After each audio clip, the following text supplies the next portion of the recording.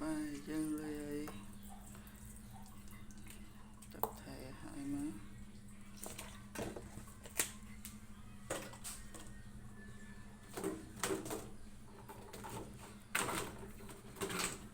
tụi má hiện lại thật sự thế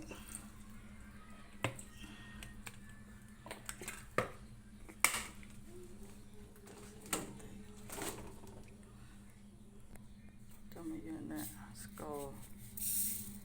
còn tích bên một bài vô em nè có vô một bài lặp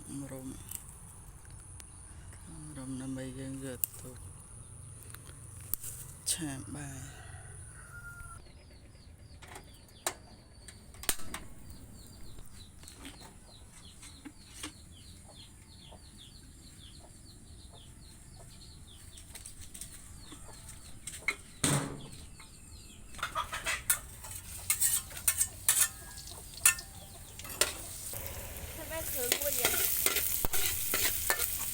cứ như đã lê chỉ một bài thôi còn mỗi các bạn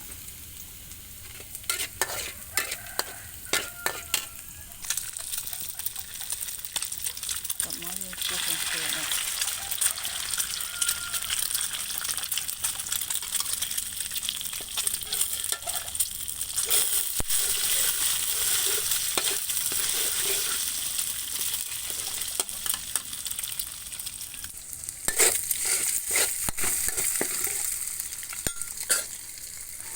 tập mới như đã bài châu